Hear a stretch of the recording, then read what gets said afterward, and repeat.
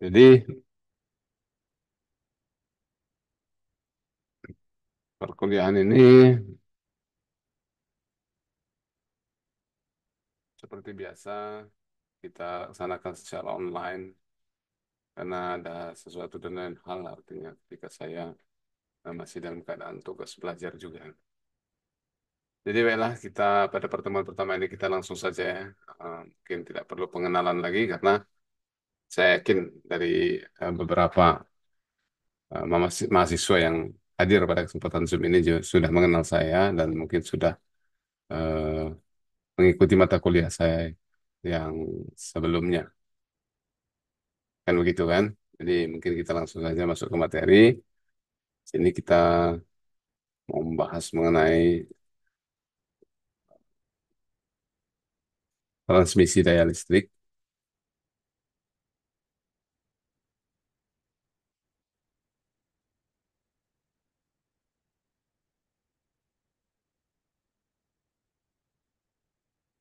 Jadi kalau kita berbicara transmisi daya listrik itu ada tiga kata pada dasarnya yaitu transmisi, daya, dan listrik.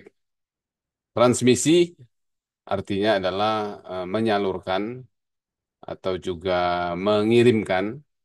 Jadi dari kata bahasa Inggris transmit, mengirimkan. Dalam hal ini ada daya listrik. Daya itu adalah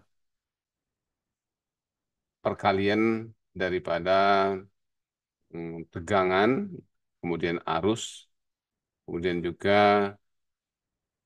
ada waktu. Jadi tujuan daripada transmisi daya listrik ini adalah mengirimkan eh, tegangan dan arus juga pada waktu tertentu kepada penerimanya. Atau transmisi daya listrik adalah proses penyaluran listrik dari pembangkit ke konsumen melalui jaringan transmisi dan distribusi. Tentunya eh, tempat untuk atau sebagai alat untuk menyalurkan tenaga listrik tadi adalah jaringan transmisi. Sebagaimana kalau kita mau mengirim suatu barang dari tempat yang jauh ke suatu tempat, maka kita menggunakan alat pengangkut. Alat pengangkut dalam hal ini mungkin sebuah truk atau kontainer ataupun kapal laut atau bahkan kapal terbang. Maka oleh sebab itu di sini ada keterlibatan daripada peralatan pengangkutnya. Kalau dalam sistem tenaga listrik ini, peralatan pengangkutnya adalah sistem transmisi. Kenapa dia dikatakan suatu sistem, sistem transmisi? Jadi terdiri dari banyak komponen-komponen yang saling bekerja sama, saling kait-mengkait untuk menyalurkan tenaga listrik. Maka dikatakan sistem, sistem transmisi. Di situ ada gardu induk, di situ ada kabel transmisi, di situ ada isolator, ada tiang transmisi, ada grounding, kemudian ada lighting arrestor, dan lain sebagainya. Ada terapu daya. Nah, jadi merupakan satu eh, kesatuan atau sistem. Transmisi daya listrik ini merupakan kunci dalam memastikan pasokan listrik yang andal dan efisien untuk kebutuhan masyarakat. Jadi dengan transmisi daya listrik ini eh, kebutuhan listrik masyarakat itu akan bisa bisa dipenuhi. Nah, jadi jaringan transmisi seperti yang ada di gambar di samping ini berupa tiang-tiang dan menara. Kemudian di sini komponen utama dari sistem tenaga listrik itu tentunya adalah sistem transmisi listrik dari pembangkit listrik, saluran transmisi, gardu induk, dan sistem distribusi. Distribusi ada distribusi primer dan ada juga distribusi sekunder. Tujuan utamanya adalah mentransmisikan daya listrik dari pusat-pusat pembangkit ke pusat-pusat beban dengan kehilangan daya yang minimal.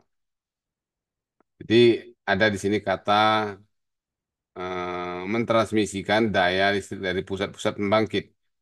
Biasanya pusat pembangkit itu terdapat di luar daerah atau luar kota, yang mana ini akan sangat memerlukan eh, transportasi ataupun alat transmisi yang betul-betul handal, karena jaraknya daripada eh, pusat pembangkit kepada beban itu adalah sangat sangat jauh. Makanya oleh sebab itu dia dibutuhkan peralatan yang handal. Kemudian juga karena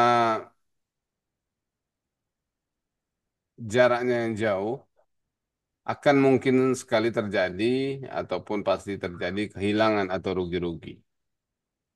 Nah, kalau kita analogikan dengan kita mengirimkan suatu barang dari satu daerah yang terpencil kemudian ke kota besar misalnya, nah, sudah pasti di situ ada kehilangan atau rugi-rugi, misalnya dari ada sayuran, kalau contoh lah, ya, contoh misalnya mengirim ke sayuran, ada sayuran yang busuk, kemudian ada kerusakan peralatan eh, pengiriman misalnya dan lain sebagainya. Ini merupakan rugi-rugi yang nanti ketika barang sampai di tempat tujuannya itu akan berkurang.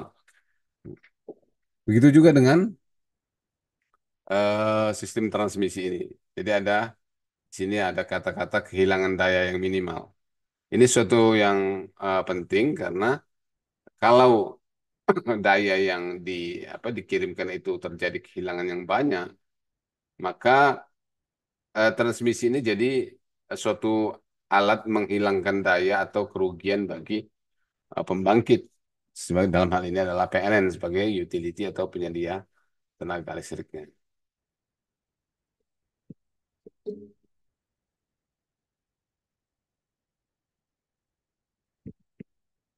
Kemudian ada tantangan tentunya di sini dalam transmisi daya listrik. Nah, adik-adik juga bisa menggarisbawahi pasti ada tantangan dalam menjaga stabilitas, keandalan dan efisiensi sistem dalam menghadapi fluktuasi beban dan gangguan. Jadi pasti ada beban itu mengalami fluktuasi. Karena tidak mungkin kita menjaga beban itu dalam keadaan tetap. Nah, siapa juga yang mau mengingatkan konsumen untuk misalnya eh, tidak memakai suatu peralatan, misalnya tidak memakai setrika, kemudian juga tidak menggunakan perangkat televisi, kulkas dan lain sebagainya. Tapi ini merupakan suatu inisiatif daripada konsumen itu sendiri, sehingga kita sebagai penyedia tenaga listrik atau utility, utilitas, eh, tidak akan bisa menjaga fluktuasi beban daripada konsumen. Kadang dia mau pakai, kadang dia tidak. Padahal sebenarnya ini berhubungan dengan kita sebagai penyedia. Nah, penyedia tenaga listrik, ketika orang nggak mau pakai, kita berarti supply akan kita kurangi. Ketika dia mau pakai, berarti supply juga akan kita tambah. Seberapa besar dia pakai, supply akan kita tambah. Itu sangat berpengaruh dengan pembangkitan. Jadi setiap kita menghidupkan satu lampu, sebenarnya itu mempengaruhi pembangkitan, yang mana dia harus menambah daya sebesar yang kita inginkan. Kemudian juga ada gangguan. Pasti ada gangguan dalam sistem tenaga listrik. Seperti tadi kita kalau kita mengirim bahan makanan dari satu daerah ke daerah lain yang terpencil, pasti akan muncul satu gangguan. Itu mungkin pecah ban, kemudian juga ada kutipan-kutipan liar di jalan dan lain sebagainya. Itu juga merupakan satu gangguan yang harus dihadapi sebagai tantangan. Kalau kita berbicara mengenai saluran transmisi, ada tentunya komponen-komponennya, apa-apa saja yang terdapat pada saluran transmisi itu. Yang pasti, yang sering kita lihat sehari-hari adalah di transmisi itu adalah konduktor. Konduktor berupa bentangan kawat-kawat, bentangan kawat-kawat yang ada di udara.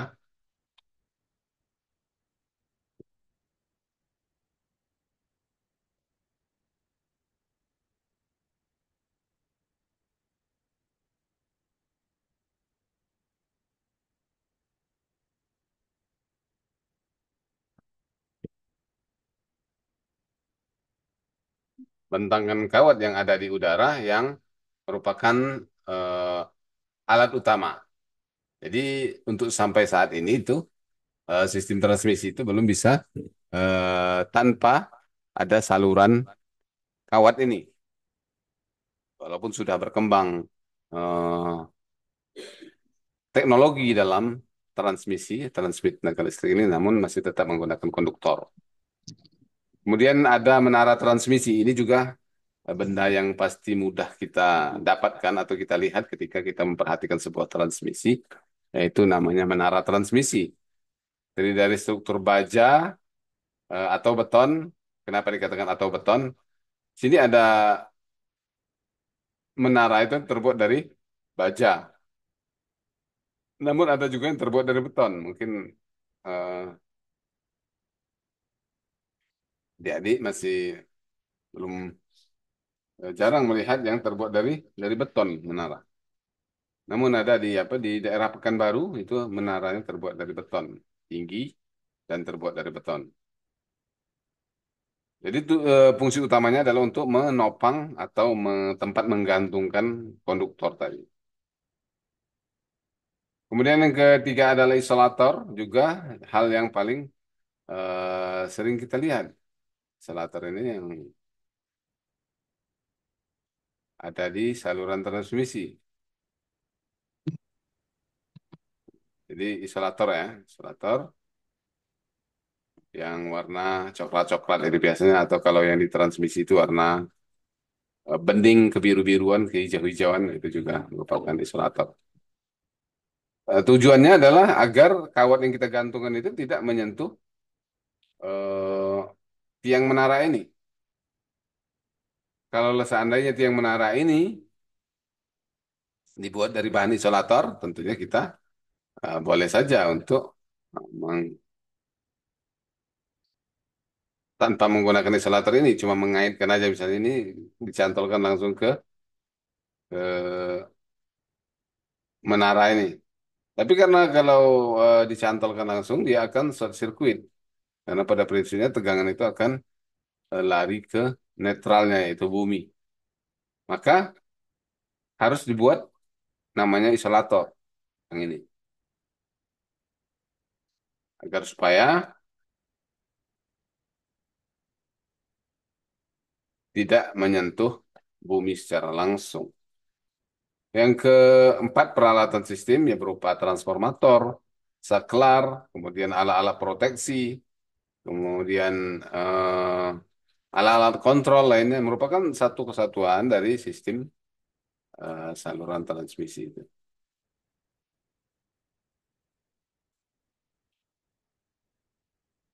Kemudian jenis-jenis saluran transmisi ada udara, konduktor digantung pada menara transmisi di atas tanah seperti yang sering kita lihat, yang eh, udara.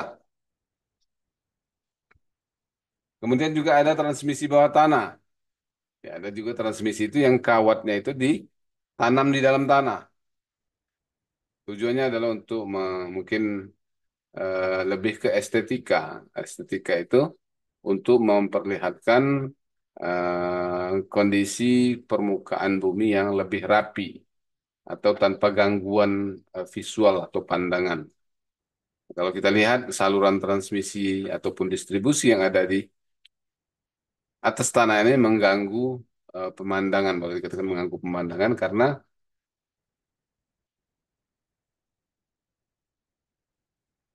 secara langsung dia akan membatasi pandangan orang untuk eh, karena keberadaannya di atas permukaan pemukiman kah atau apa bentangan yang luas gitu. Maka di bawah sorry, ditanam di bawah tanah untuk menjaga estetika tadi. Kemudian juga ada transmisi bawah laut. Nah, bawah laut ini juga merupakan transmisi karena menghubungkan eh, atau berada di menyeberangi laut untuk mentransmisikan daya listrik dari satu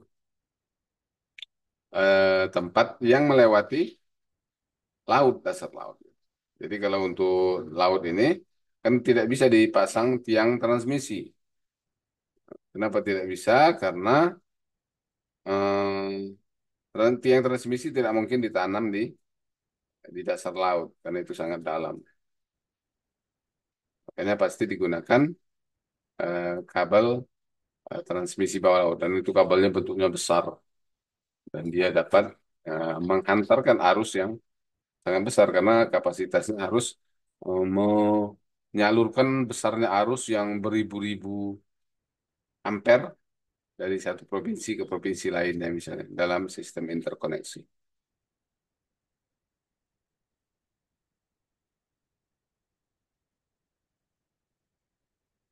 Kemudian kalau kita bercerita mengenai pemilihan saluran transmisi ini, mengapa kita memilih transmisi ini, transmisi itu tentunya adalah dipengaruhi oleh beberapa faktor. Ya, diantaranya adalah biaya.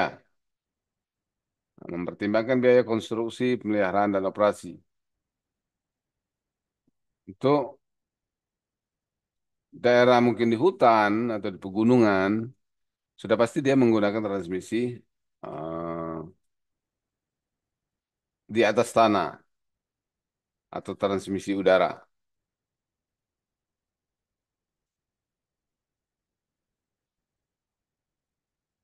Kenapa? Karena tidak mungkin untuk menggali tanah di hutan atau di gunung yang eh,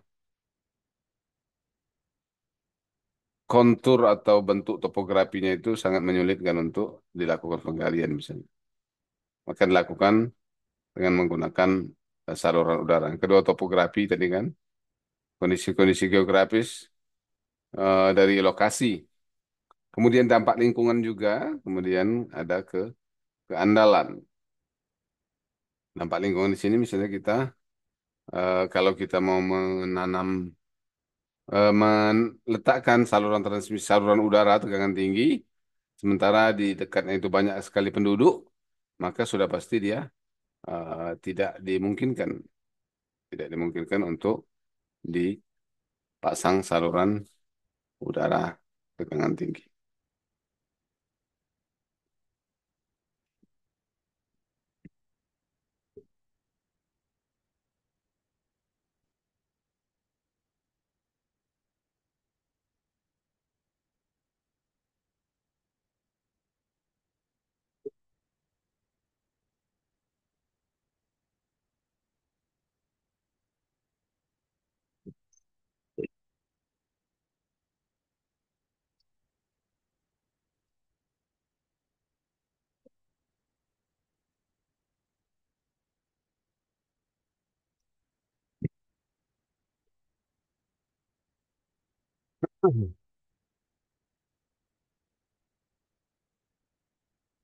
Kemudian sini tadi keandalan ya, keandalan untuk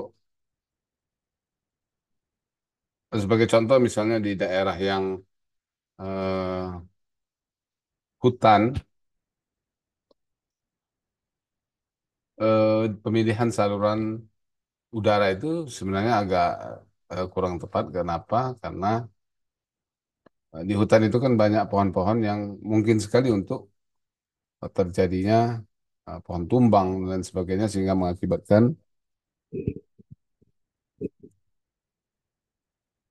saluran transmisi itu menjadi rusak atau terganggu. Tapi mungkin karena perhitungan masalah biaya tadi mengakibatkan kita memilih saluran udara.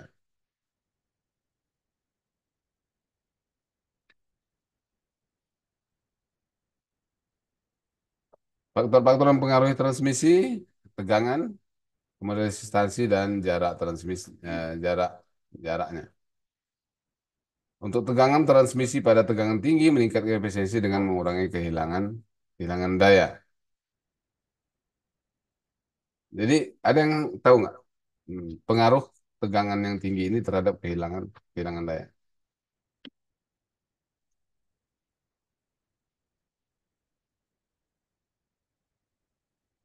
Ya, Denny Prabowo.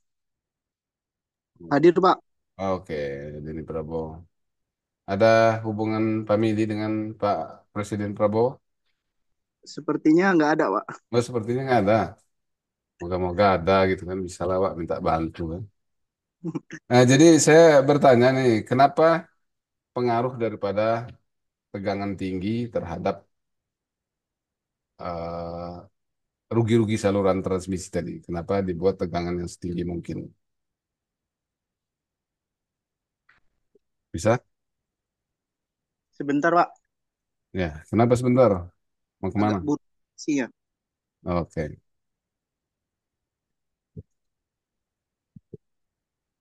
Apa tadi, Pak? Pertanyaannya, Pak? Pertanyaannya, dalam sistem transmisi, tegangan transmisi atau tegangan kerja transmisi itu dibuat setinggi mungkin. Apa korelasinya terhadap pengurangan rugi-rugi daripada transmisi itu? Terhadap rugi-rugi Rugi-rugi daya pada transmisi. dalam transmisi.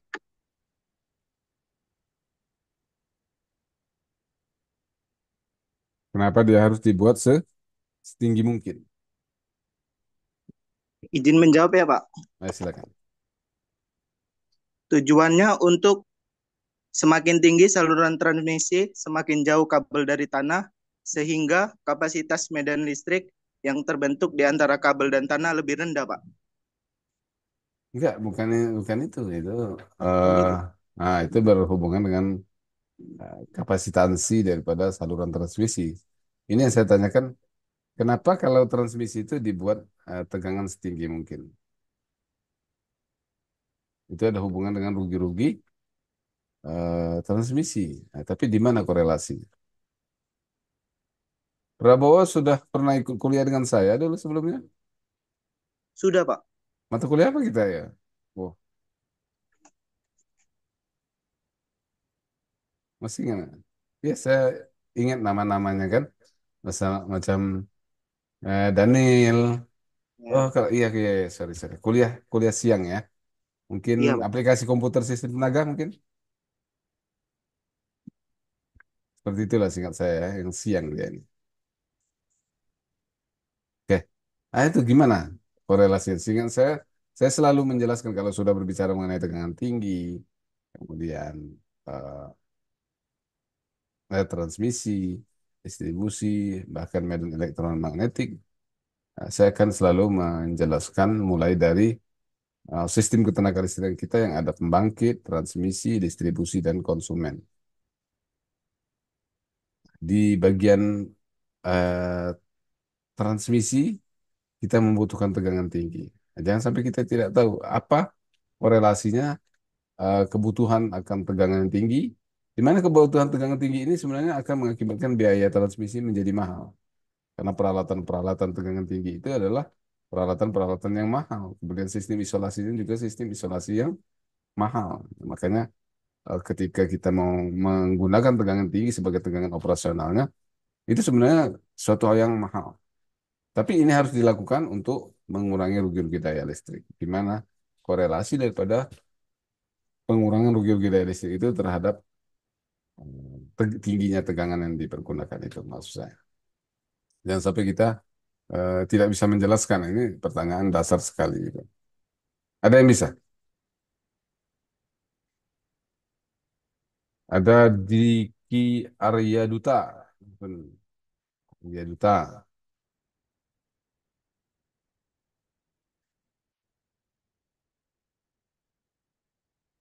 Ya, Pak. Nah, Diki. Bisa menjawab pertanyaan saya tadi, Diki? Yang yang rugi-rugi tadi ya, Pak, yang jauh Ya, tadi ya, Pak. ya. Dia di yang dari transmisi itu kan di step up ya, Pak ya. Iya. Karena kenapa di step up? Karena dia jauh, Pak. Jadi Oke, dia betul.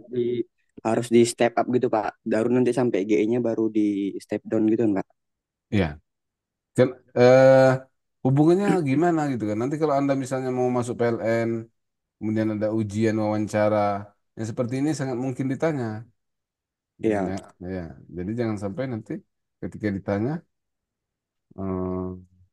si orang PLN itu bertanya lagi, eh "Bap- Bapak dulu katanya kuliah di elektro, harus kuat, iya. Siapa dosennya? Nah, nggak enak juga nanti kalau dosennya Pak Parlin itu katanya nggak ada mengajari dia. Jangan-jangan orang PLN-nya pun kawan saya kuliah misalnya kan, aduh itu. Jadi apa hubungannya lah dengan kalau tegangan rendah kenapa rupanya?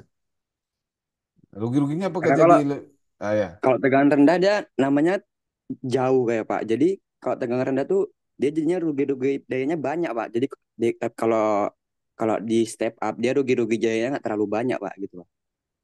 Oke, betul itu betul sekali. Cuma saya mau tahu di mana hubungannya dengan eh, rugi-rugi itu dengan tegangan tinggi tadi. Ada nggak rumusnya yang bisa biasanya orang kalau bertanya pasti sampai spesifik di mananya gitu. Kalau Anda bisa menjelaskan filosofisnya bahwa ini berhubungan dengan arus misalnya, itu kan akan bisa menjelaskan lebih mereka terima, mudah mereka terima gitu.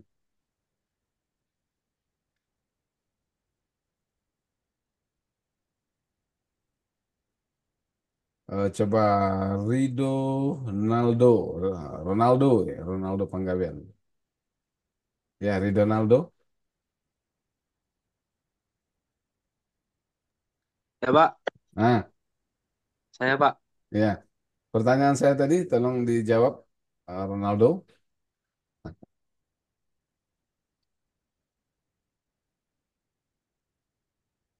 Rido. Rido. Ya, Pak. Ntar, Pak. Oke, kita tunggu Rio membuka ChatGPT.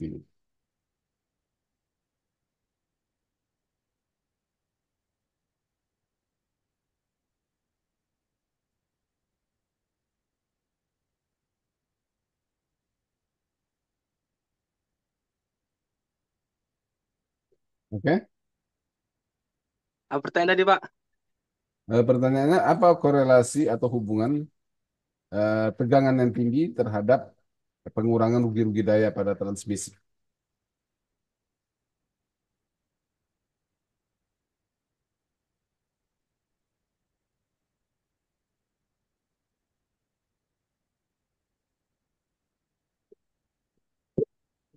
Ini ya yang perlu kalian perhatikan ini kan. Jika ada suatu mata kuliah yang menjelaskan, filosofis-filosofis ini perlu ditekankan.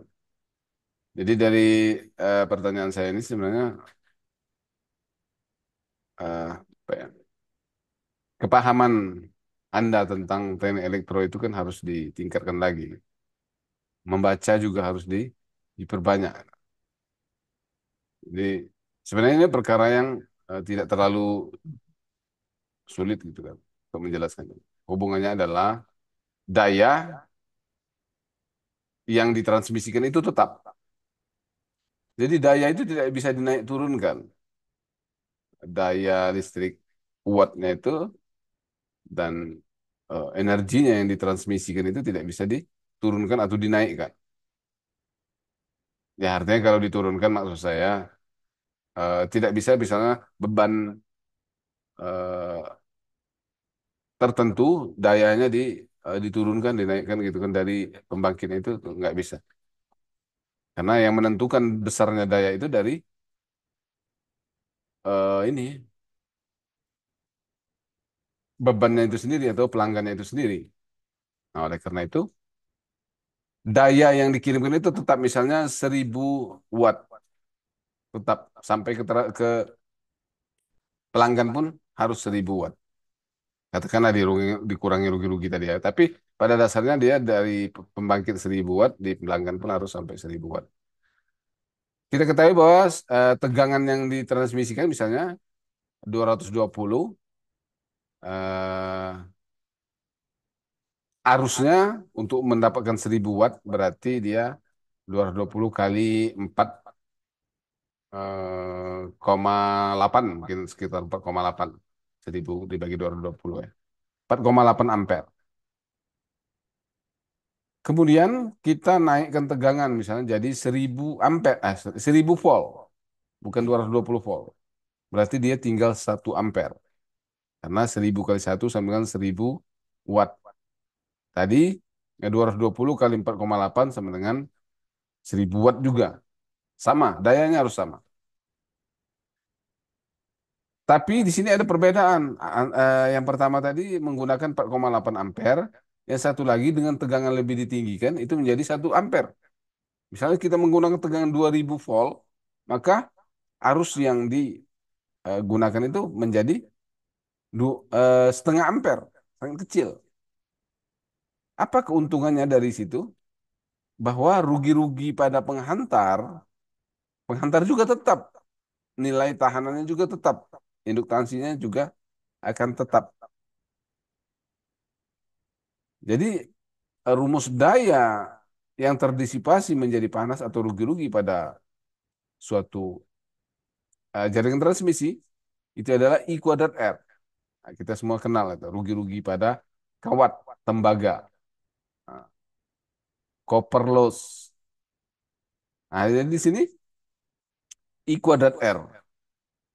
R itu suatu bilangan yang tetap pada satu saluran transmisi. R itu tetap, nggak bisa diturunkan, nggak bisa dinaikkan secara secara langsung. Misalnya penghantarnya itu eh, triple AC, tidak bisa kita menurunkan tahanannya. Tahanannya sudah tetap I kuadrat R. Jadi yang bisa kita turunkan dan kita naikkan adalah I kuadratnya. Nah, I kuadratnya bisa dinaikkan atau bisa diturunkan, gitu. Semakin kecil I, berarti I kuadratnya akan semakin kecil. Perkalian I kuadrat dengan R juga akan semakin kecil. Atau P, rugi-rugi, P disipasi akan semakin kecil. Makanya eh, itu yang mengatur atau faktor yang menjadi variabel bebas untuk mengatur rugi-rugi pada saluran transmisi I.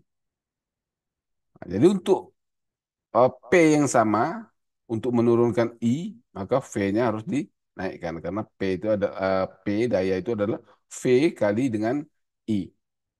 Dengan semakin naiknya V, maka I akan semakin turun. Dengan semakin turunnya I, maka akan semakin turun pula I kuadrat R yang merupakan rugi-rugi daripada transmisi. Jadi seperti itu menjelaskannya, korelasi daripada tegangan tinggi yang digunakan dengan rugi-rugi yang terjadi seperti itu ya. Mohon dipahami. Jadi kita orang elektro jangan nggak tahu. Nah, ini tadi ini kan tegangan tinggi meningkatkan efisiensi, mengurangi kehilangan kehilangan daya. Kemudian resistansi atau tahanan konduktor mempengaruhi kehilangan daya dan penurunan tegangan. Ya, jadi ini tekanan konduktor ini R kan, komponennya adalah R. Tadi dalam eh, rugi-rugi itu kan ada I kuadrat R. R itu kita perkirakan itu tetap. Namun kalau kita mengatur nilai R itu bisa juga akan menurunkan rugi-rugi pada saluran transmisi. Namun itu akan berakibat pada biaya yang lebih besar, biaya yang lebih lebih besar.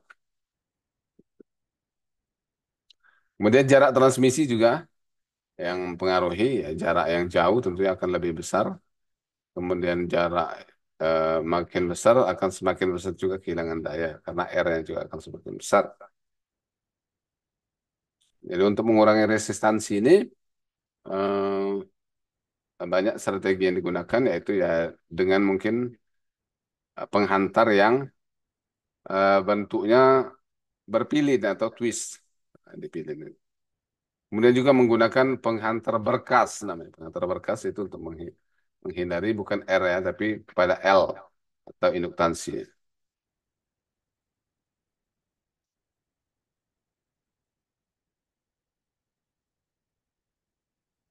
Tantangan dalam transmisi daya listrik ya ada gangguan alam, kemudian juga seperti yang sudah saya sampaikan tadi kan cuaca buruk, badai, pertumbuhan beban, kemudian efisiensi energi dan penuaan infrastruktur. Penuaan infrastruktur ini seperti tiang menaranya kan, tiang menaranya seperti ini yang contohnya ini makin makin tua dia. Jadi ini faktor-faktor yang harus diperhatikan atau menjadi tantangan dalam pengelolaan sistem transmisi daya listrik. Kemudian ada efisiensi energi juga, masuk juga oleh gangguan alam juga mengakibatkan efisiensi energi itu jadi turun. Karena apa? Karena eh,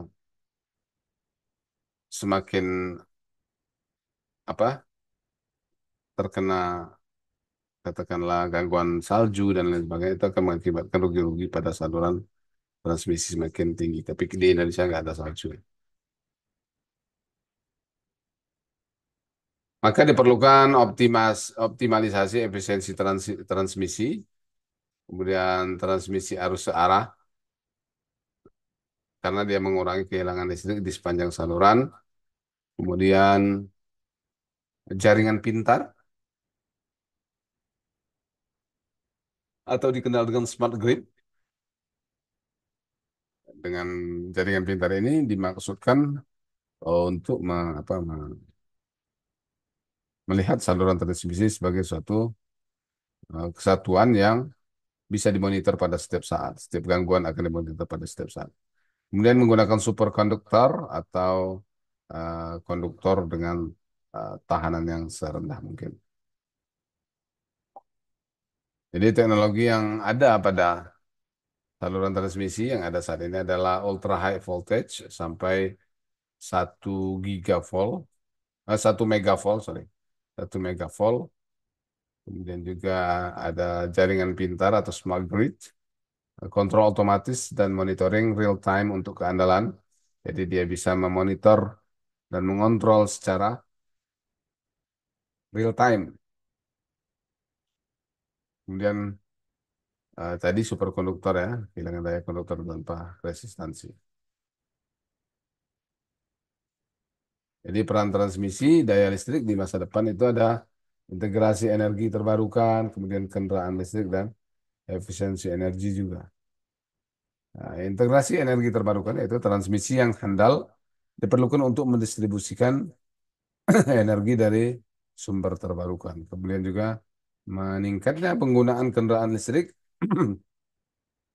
akan meningkatkan beban pada sistem transmisi. Jadi charging pada yang ada di masyarakat itu akan mengakibatkan apa peningkatan beban atau makin banyaknya orang menggunakan listrik. Yang dulunya mereka menggunakan bahan bakar minyak untuk menggerakkan kendaraannya, sekarang menggunakan listrik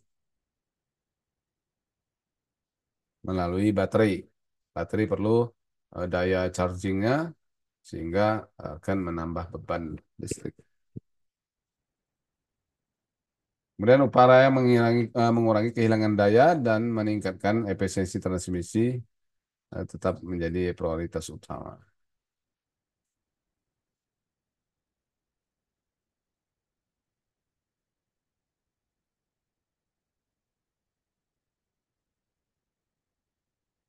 Sampai sini ada yang mau tanyakan? Silakan.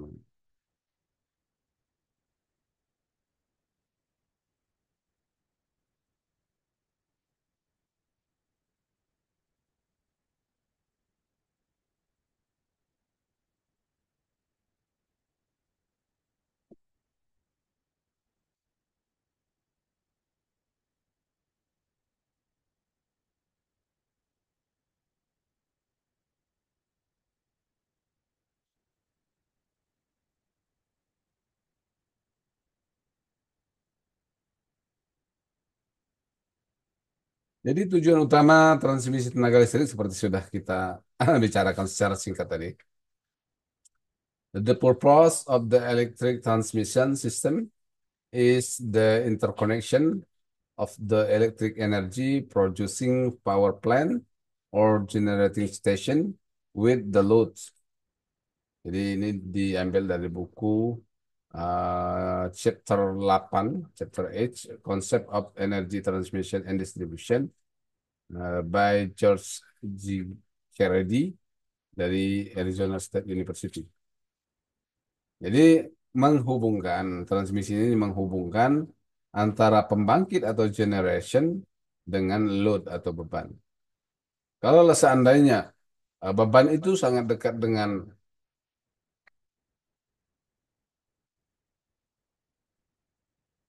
pembangkit, maka tentunya tidak diperlukan transmisi. Tapi karena beban itu rata-rata sangat jauh jaraknya dari pembangkit, maka diperlukan eh, sistem transmisi. Fungsinya tentunya memindahkan energi listrik. Jadi transmit itu adalah mengirimkan, itu dalam artian dia pasti memindahkan, memindahkan energi listrik dari pembangkit ke gardu induk, dari gardu induk step up ke step down yang ada di seberang sana, kemudian sampai ke bebannya.